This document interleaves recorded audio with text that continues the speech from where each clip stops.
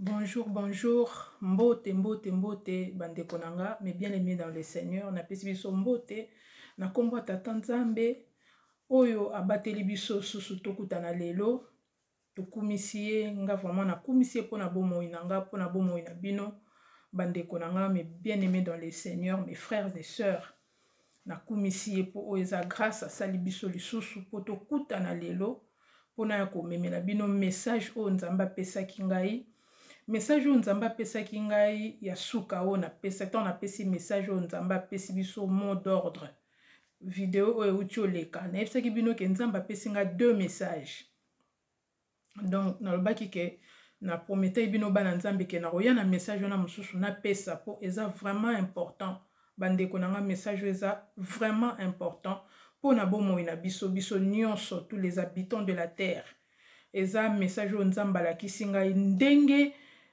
bako refoule batu, ndenge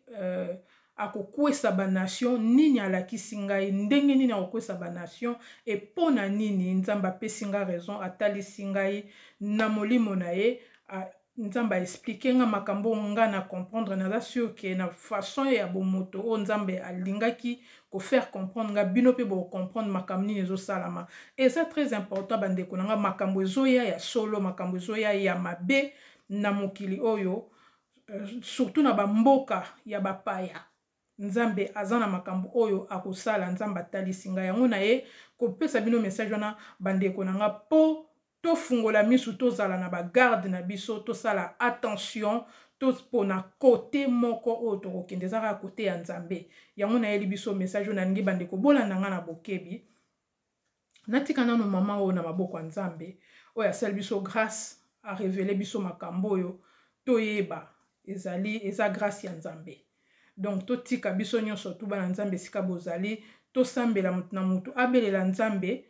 asenga na molimo na Nzambe e bomba biso na yo mutu ozolanda po tozwa message, to comprendre, to discerner, po soki to discerner message te monguna yibaka semence. Monguna azali milimu ezali, milimu etambolaka.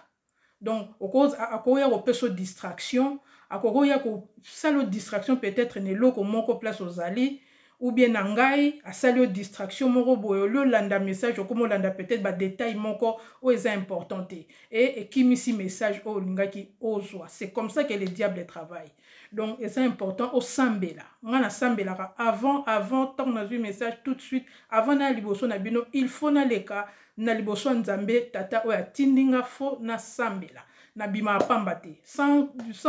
prière, sans ko bondela Nzambe ko soana tata na koleka te. Donc to bondela na kombo na Yesu mokonzi mobateli na biso. Papa to sengi yo merci, to sengi yo merci pour na grâce au sali biso papa ya ko memela biso ko lakisa biso batu tozali bana mikie. Ngai mutu nazali eloko moko ya mukie na miso ya batu ebele, na miso ya batu mususu peut-être ba mimonaka minene les grands, mais oponi ngai eloko mukie po na mema ba révélation oyo na miso ya bana na yo papa. Tata Nzambe na pesi yo merci. Merci Nzamba Pungutulendu, merci Mungu Baba, merci Maweja Chama, merci Nzambe na bolingo, na pesi yo merci. Po na bomoi na biso, po zo batela biso, po révéler biso makambo yo, po o mettre biso en garde, po o batela bomoi na biso. Merci po na bana na yo papa, sali grâce bazwa pe message oyo, tika ozala na biso. E bandeli ya message o tina suka makila na Yesu mokonzi mobateli e batela biso e batela bandeko nyonso bana no bakolanda message o bandane bandeli tina suka to tiki na maboko na yo na kombo na Yesu mokonzi. Amen. Donc mes frères et sœurs, nazaki oloba ke Nzambe apesi biso message na sepeli ko mema message oyo pona kopesa po ezali message moko révélatrice, ezali révélation, eza message prophétique. Voilà, eza songe prophétique ya makambo oyo koya, ya makambo oyo ekosalama. Nzambe alakisi nga makambo nini ye akosala, makambo ezoya liboso na biso. Na pesi nanu bana Nzambe merci, bana Nzambe oyo bozo soutenir ngai, oyo bozo sambela pona ngai, oyo bozo aider ngai pe na ko pesanga ba commentaire na ba commentaire ko pesanga ba avis na bino tozo kabolanga pe nazo comprendre ba idée ya bandeko o ya zo kanisa nini ezo sunganga pe pona koyeba ba idée ya bandeko mususu vraiment nzamba pambola bino apambola bino bandeko na ngai abomba bino vraiment na makila na ye Yesu mokonzi abatela bino apesa bino makasi afungola bino misu afungola bino matoi boyamba ba message oyo po ezali très important po bomo na biso ebika vraiment merci na bino bandeko nanga oyo bozo soutenir œuvre nzambe bozo partager bozo sala ba commentaire bozo encourager nga bozo pesanga un mot ça me fait vraiment du bien nzambe apambola bino na bandeko o bazali un peu nerveux bandeko o bazo tia ba commentaire négatif bana nyoso batu nyoso to bayaka na kotala ba vidéo baza bana nzambe te bato ba commentara mabe baza na impolitesse baza na impatience bana molimo nzambe te moi j'ai déjà compris ça donc ça me dérange pas nzamba sunga bino donc voilà mes bien-aimés dans le Seigneur na koti na message le quoi na prometei na baki nzamba pesinga 2 messages na pesa ki moko na yesu ko pesa mususu comme ça na sa message wana po na peut-être na ko bossa na ngobe omona na ke na message mususu na bossa ni nzambe comme asalinga grâce lelo mbango na bité na pesa message wana oyo ya mibale papa la kisakinga. Donc mes frères et sœurs na la lele nzamba pesa nga message moko apesa nga message moko alobeli nga maloba na ye après koloba nga maloba wana nzambe apesi nga message oyo ona ye nango lelo. Donc en fait elo nzambe nga la kisangai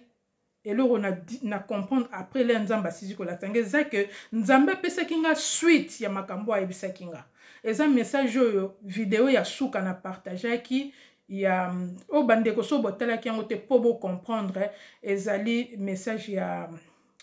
bandeko juste une minute na se rappeler un mot d'ordre ya nzambe. Voilà, mot d'ordre divin. Nzambe apesi biso mot d'ordre divin. O nzambe a révélé biso makambo nini apesa biso richesse na biso bozwi na biso na makambo nini esalamela biso. En tout cas nga expliquer nga mingi mwana kota pena na profondeur ezalaki te mais na pesaki l'essentiel na vidéo oyo eleki so bandeko bolingi bo comprendre so botalaki te bo comprendre yango botala yango bo comprendre makambo nzambe alobai mpona biso ba congolais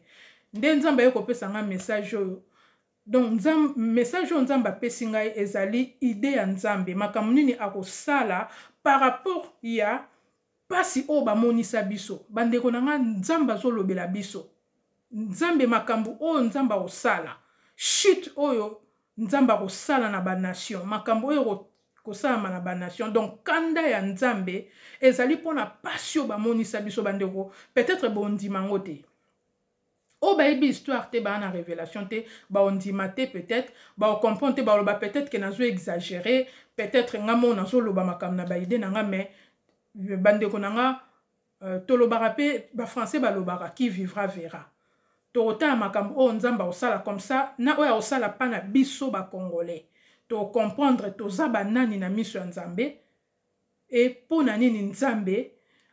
azokwesa ba nation wana ndenga kosala po eza volonté ya nzambe mutakoyi kokanga ngo azate et puis ebombami makambo nzamba osala ebombami na délivrance na biso.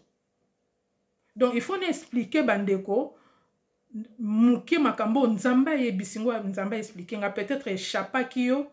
o mnalobi muke ko zongisa yo na connaissance et ko ki ko sunga yo comprendre. Donc toza batu pamba te na miso nzambe tozali na motuye na miso nzambe makambo salama na mokili eza un secret qui était caché devant nous o même nga na yeba ite mais nzamba bandi ko révéler ngai makambo ebele nzamba bandi o révéler nga. Donc yango wana nzamba compléter message po ala kisangai eloko nini akosala na bato ba montsaki biso pasi na bato ba yiba bozwi na biso na bato ba kuesa biso na bato ba okisa biso soni ba déshabiller biso ba dépouiller biso makambo oyo kokoma na ba nation kanda ya nzambe wana ezali pona makambo bango basala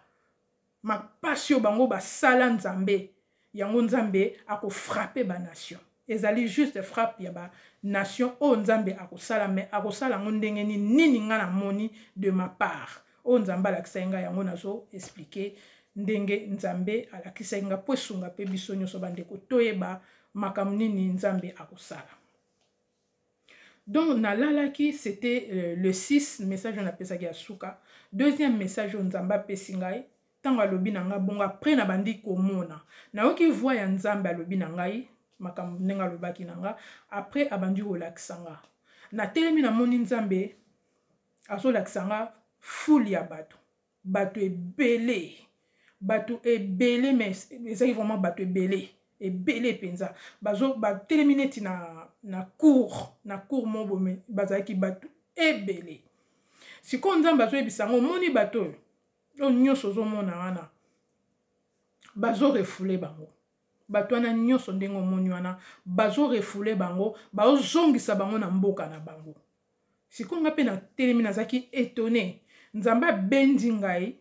pembeni natala bato yango bien na neti napusani kotala bato yango batelemi c'est comme si bazozela basi barassembler bango basi bakangisi bango nyonso bazozela sikoyo bakotisa bango quelque part je pense avion ou quoi po bazongisa bango na mboka na bango bazalaki wana ebele batelemi kaka bazozela sikoyo nga napusani lero napusani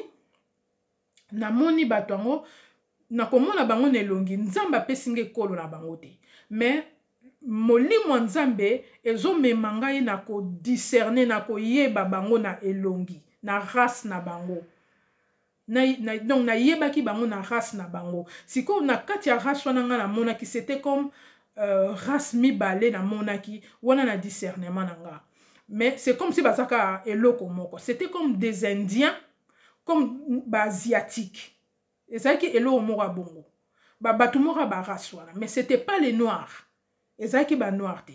contrairement ya ndoto nzambe apesaka ngai namoni banoir ebele namoni bato mwindu ebele na aéroport na partageaki message wana namoni mutu moko ya mwindu aye asambi mpona bango aplaide mpona bango apesi baordre bakotisi bango na avion wana ezalaki banoir j'ai reconnu le noir c'était que les noirs mais wana ezalaki lokola baasiatique bachinois mpenza te mais comme des asiatiques comme des indiens ezalaki ekolo wana donc mpo na nga eza juste un signe ekoki ozala bandibu ekoki ozala baasiatique biloko moko ezalaki bacouleur wana mais c'était pas les noirs. Alors na telemi na moni nzambe alingai na mona donc alakisa ngai ke eza banoir te eza ekolo mosusu apesi nga à peu près race nini oyo bakorefule. Alors baorefule bango par rapport à quoi nzambe alakisi nga bongo après nzambe alongoli nga wana mbala mo nayoki lokola mopepe moko ya makasi comme si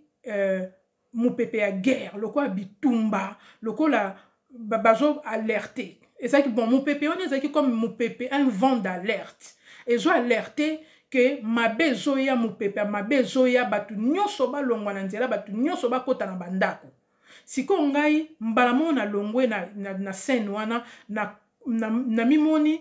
nazokota sikoyo na voiture na nga mbangu nake nozwa mwana na nga mobali na classe nakomi kobanga nazoba bitumba ezobanda donc mabe ezoya boyebi mopepe wana me bien aimé dans le Seigneur ezalaki lokola orage le ciel ekomi soki mbula elingi ebeta bambula eyindisaka likolo wana na mopepe ezolokota bapapier ezolokota donc tant ekomi mabe donc fo bokima bokota mbangu na bandako sikonga nazoba nakende mbangu nazwa mwana na nga mobali na ekole nakende kozwa ye na classe mpo tozonga mbangu en fait tokende neti kobomba na tokende na refuge oyo tonga tokende je sais pas où bandeko na longwe na scène wana na tiki bato wana ebele donc bato wana donc ndenge eza wana bakozongisa bango automatiquement scène nzambe alakisa ngai yango wana donc bakozongisa bango na makasi na longwe na scène wana na koti sikoyo na voiture na nga nake mbangu nazo se diriger na ekole ya bana ya mwana mpo nazwa mwana nga mobali nazoloba vraiment nazwa mwana nga mobali sikoyo lere nakei na zwi voiture na koti nakei mbangu nakei ti na ekole ya bana kokoma nazokoma na ekole dolimbisi bandeko mwana motaleki kokoma nazokoma na ekole ya bana nakuti école presque vide donc école désert donc ba parents bazokima na bana mu pepe na bandi ko luka place moko boye na garer voiture nanga pona zwa mona donc na komi na moni place moko ezalaki wana eloko epesaki nga esengo na message wana na signe wana nzamba pesaki nga ezali signe ya voiture na ko garer eza voiture penza te eza signe c'est spirituel eza bomoi nanga nzamba alakisi nga ndenge nazotambola na ndenge nazokende zwa mwana donc eza signe moko ya malamu eza voiture matérielle te eza conduite nanga donc naye na voiture natia yango bien na libanda ya école sikoyo nazokita mpona kende zwa mwana na kati ya classe nakota na école na bango ntango na gare voiture nakiti mpona kota na école ya bana scène wana elongwe nalongwe na scène wana ekatani nalongwe na scène wana mbala moko nzambe awalakisanga nini bandeko na ngai c'est là où j'ai dit bandeko na nga nzambe na biso makambo alobi ndenge aloba na maloba na ye Esaïe 54 oyo ya lobi kozonga pa na ye te soki asali yango te soki esali posa na ye te bandeko na moni libulu moko ya monene na telemi nazotala libulu moko ya monene un grand trou libulu moko ya monene sikoyo na kati ya libulu ya monene wana bandeko na nga batimoli mpe ya libulu nde bakundaka eloko nde bakundaka mutu donc libulu ya monene na kati ya libulu ya monene wana mais bien aimé dans le Seigneur badrapeau ya bamboka ezokwea badrapeau ya bamboka ezokota na libulu badrapeau ya banation donc badrapeau ya bamboka ezokota ezokwe ebele mati mpenza montagne badrapeau ekwei na kati donc badrapeau ebele donc nakoki même kokanga mboka moko te couleur ya drapeau moko te mpo ezalaki ebele donc eza signe nzambe azopesanga ntango namoni badrapeau wana nyonso nalongwe na scène wana e nalamuki ntango nalamuki en sursaut nalamuki na mutu na ngai na matoi na ngai nazoyoka mongongo ya nzambe donc mongongo ya molimo ya nzambe koloba na ngai orgueil likolo ya orgueil na bango likolo poso nzambe apesi yo message aopesa conviction aoyebisa soki nzambe moto aopesa message aopesa conviction okotatone te na message ya nzambe batatonaka te apesi nga conviction et à faire comprendre nga po nzambe apesa biso na maloba na ye na maloba oyo ekomami donc na comprendre eloko nzambe alobi et c'était donc ezalaki mawa komona oyo nzambe alakisaki nga aconfirme nga et j'ai compris et nde nzambe amemi ngai na maloba oyo ekomama oyo aloba oyo fona pesa maloba révélation nzambe ezalaka attesté na maloba na ye ekomama nyonso tu oyo toomona ekomama nyonso mpe nzambe azosala ekomama nyonso ekomama alors nzambe amemi nga ntango alobi na nga orgueil à cause de leur orgueil amemi nga na Ézéchiel 28 Ézéchiel 28 elobi nini bandeko Ézéchiel 28 eyebisi biso boye natangi liloba tata nzambe fils de l'homme dit au prince de Tyr faut toyeba Tyr eza nini eza banani ainsi parle le Seigneur l'Éternel. Ton cœur s'est élevé et tu as dit, je suis Tata Nzambe, je suis Dieu. Je suis assis sur le siège de Tata Nzambe. Je suis assis sur le siège de Dieu. Bandeko, so nazo ba Tata Nzambe, c'est parce que Nzambe alakisinga Dieu. Oh, nasi na yoka kiango na ba témoignage mususu. O bana nzambe ba expérimentaki likambo kombo oyo menga na ningaka nzambe alobelanga plus et na yebi provenance malamu ya kombo ya Dieu mais enseignement mususu eza message mususu yango bomoni nazotia tata nzambe oyo akela biso na place ya Dieu po Dieu eza nzambe te bon tolobi Dieu na français puisque bato mesana bongo balakisaki biso bongo mais nzambe na biso komone tata nzambe nzakomba nzambe atupungutulendu nzambe na biso donc Dieu eza na monoko mususu ekomaka mususu bandeko bayebi ba comprendre eza Deus ebimi na Deus mais eza enseignement mususu bandeko ya solo nazoyebisa bino bakosi biso mingi biso eza nzambe na biso oyo akela likolo na se aza nzambe na biso mais bakotsa biso nde na banzambe musu. C'est juste parenthèse. Tam su bolo baponi na lobi Dieu na lobi su tata nzambe. Nzambe na biso aza oya kela likolo na se. Mais bolimbi si place on a soki bandeko ba comprendre pour moi na kota na kati ezate. Na continuer maloba nzambe. Je suis assis sur le siège de tata nzambe au sein des mers. Maloba o ezo ebisa biso nini maloba o ezo ebisa biso ezo la biso orgueil. Orgueil ya bato nzambe na biso alingi abeta. Ba nation o nzambe alingi apanza. Donc maloba o ezo ebisa biso ndenge wana. Toi tu es un homme et non Dieu. Tata nzambe azo ebisa bango bino bozali bato boza banzambe te. Pe bokoma banzambe te. Et tu prends ta volonté pour la volonté de Tata Nzambe. Voici, tu es plus sage que Daniel. Rien de secret n'est caché pour toi. Par ta sagesse et par ton intelligence, tu t'es acquis des richesses. Tu t'es acquis des richesses. Si on a le bon pour comprendre sur les abananes. Tu t'es acquis des richesses. Tu as amassé l'or et de l'argent dans tes trésors. Tu as amassé l'or et de l'argent dans tes trésors. Par ta grande sagesse et par ton commerce, tu as accru tes richesses. Et par tes richesses, ton cœur s'est élevé. C'est pourquoi ainsi parle Tata Nzambe, le Père Céleste, parce que tu prends ta volonté pour la volonté de Tata Nzambe. Voici, je ferai venir contre toi des étrangers. Nasuki na nuana. Nzamba zolo bana bango puisque mitema na bino etelemi bomi zulo kwa banzambe po bomi komisi banzambe bozui place ya nzambe bino bovandi na siège ya nzambe puisque bozui ba richesse na ba or na mbongo o ezalaki ya bino te e komisi bino motu makasi e komisi bino bokanisi bokomi banzambe na yango lokwa bosali bongo na kotindela bino ba étranger.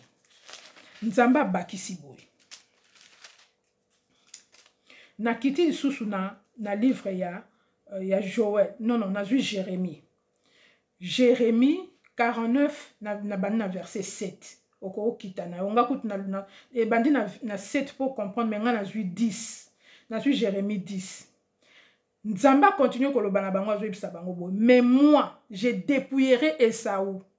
Esaü azanani toyebi Esaü ka moko li pasa ya Jacob. Poni nzamba zoloba na Esaü to partager ngo mukolo mususu parce que Esaü azana part na malheur na biso, na malheur nzambe na biso. Yango Bible de exception na livre Malachie 1. Dieu Tata Nzambe a aimé Jacob et a haï Esaü. Pona ni nzambe ayina Esaü.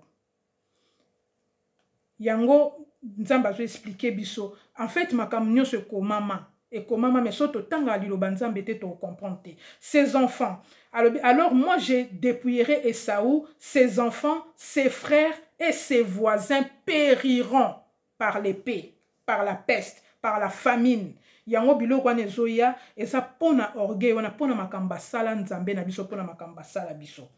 Apocalypse ebisi biso je connais tes œuvres. Wana zo ebisa biso pasi na biso na nzala na biso e uti epa na bango ezo accompagner message à liboso na pesaki nani akotia loboko na Edom eza lisolo ya Edom ezali nini Edom ezali bamboko nzambe akopanza oyo akobeta Edom ezali mindele ba Edomite baza mindele nani oyo nzambe atindi contre bango asala bango guerre nani ako déclencher guerre wana toke na Genèse 1 na Genèse 16 Genèse 16 na verset 11 nzambe azoloba boye voici tu tomberas enceinte tu enfanteras un fils wana zoba na Agar tu enfanteras un fils Agar oya bota Jacob pardon Agar oya bota na Abraham. Voici tu tomberas enceinte tu enfanteras un fils à qui tu donneras le nom d'Ismaël. Sa main sera contre tous et la main de tous contre lui. Donc Nzamba chaka eloko na kati ya Ismaël muto bimisa bitumba wana. Ismaël muto ako attaquer ba Edomite. Donc guerre evanda na kati ya Ismaël ezali loba o nzamba chaka na kati ya Ismaël bandeko ezali mulai pona expliquer yango bien soki botie na ba commentaire to fungola penza bien makambo ya guerre ndenge nini nzamba asali eloko nini nzamba azoloba guerre ekouta wapi pona opesa nka en bref po biso moko tokota na parole nzamba lobi boye okobota mwana Agar na pesi yo mwana wana na pesi yo okopesa ye kombo ya Ismaël kombo eza très important eza na impact kombo ya Ismaël tina nango yango bitumba nzamba tchaki bitumba alobi sa main sera contre tous et la main de tous contre lui. Donc, Nzamba a monté bango, a monté Ismaël, race wana. Makambo ya bombaka, nakati ya semence ya Ismaël eza bitumba. Nzamba lobi bako bundisa ye na batu nyonso, pe ye ako bundisa batu nyonso. Donc, ye ako bimisa bitumba. Na pesa ki moma muke na message na pesa ki ya ba vaccin wana. Na baki nzambe azo expliquer nga bitumbe ko uta wapi bitumbe ko uta na Ismaël race ya Ismaël race ya Ismaël ba descendant na ye nde ba obimisa bitumba wana eza iloko nzambe asachaki c'est une prophétie eza prophétie o nzambe asa prophétisaki maloba nzambe eza ba prophétie ya nzambe eza makambo nzambe alobaki maloba oya chaki abeti so na ye il faut salama ata to sambeli mais nzambe volonté na ye il faut esalama tokoki mpe kopekisa nzambe asala ngo te mais tozosambela ke nzambe abomba bomo ya bato alobi na biso nini na livre ya Jérémie 49 alobi tes voisins tomberont alobi ceux qui ne devaient pas boire la coupe la boiront donc bato il fallait bakufa te bakokufa likolo na yo Esaú po Esaú ateka nzambe na biso Esaú mutateka biso nzambe alobi na yo likolo na yo ba voisins na yo bakokufa bana na yo bakokufa ba frère na yo bakokufa bandeko na yo bakokufa likolo na yo likolo mutu moko ba voisin ba innocent o ba na nzambe te o ba boka nzambe pembeni o ba zotambola na sanctification te o ba sali mabe na mokili nzambe azoloba na bango ba se repentir ba boy ko se repentir bakokufa na liwa oyo ba nzambe kanaki pona bango te donc l'air ekokweya l'air ya kokweya ye moko te c'est pourquoi nzambe azo benga biso bana nzambe na kotambola na kobanga nzambe yango nzambe apesi biso liste wana nzambe aloba pamba te so nzambe akomoloba na biso botik asabanda oloba depuis kala mais nzambe azo insister ngama kam nzambe azo lakisanga je comprends que nzambe ana kanda aosala makambo ya lingi asala et puis nzambe azo benga biso na sanctification na repentance to se repentir to longwa na banzela mabe to kabwana na mabe po tangu ba brique kokweya tangu nzamba ko beta loboko na ye na Edom biso tozala épargné yango no bomoni bandeko nanga guerre wana muteko bimsa fuite na biso mbangu na biso tokokima tokozonga mboka na biso ekozala à partir ya ba guerre wana bamsu baoza refoulé bamsu bakoya na épée bamsusu nzambe akobatela bango akozongisa bango akomema bango place alingi kokende neti Congo bandeko na ngai eza parenthèse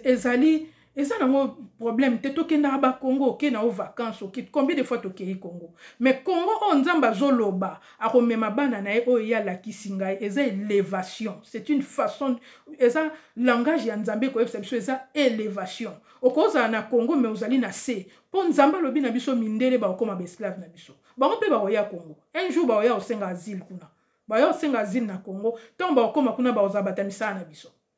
yango Simon Kimbangu alobaki moto mwindo akokoma mundele akokoma moto mwindo engyo lakisa bongo spirituellement biloko bayiba biso toko récupérer ngo nzambe moko mutako akozongisela biso ngo nzambe azana bomoi o nyoso tozomona eza o nzambe azoloba tozwango lokola masolo te tomona ngote lokola na yebo na bandi obetela bino lisolo moko non eza ba révélation ya nzambe donc eza maloba ya nzambe eza makambo nzambe akosala ndeko soki yo penzo za mwana nzambe kotela makambo yo prière kota pena na losambo na profondeur mikolo tokoki kozala na distraction te nzambe akobimisa makambo nyonso oyo ebombana na poasa soki nzambe azobimisa makambo na poasa ezali mpo asauve biso mpo asauve baame na biso tozwa maloba oyo nzambe azoloba barévélation na légèreté to se repentir ya solo tobanga nzambe totambola vraiment na kobanga nzambe to se repentir mpo makambo wana ekolela biso te tomona nkembo na nzambe tozala sauve baame na biso mpe ezala sauve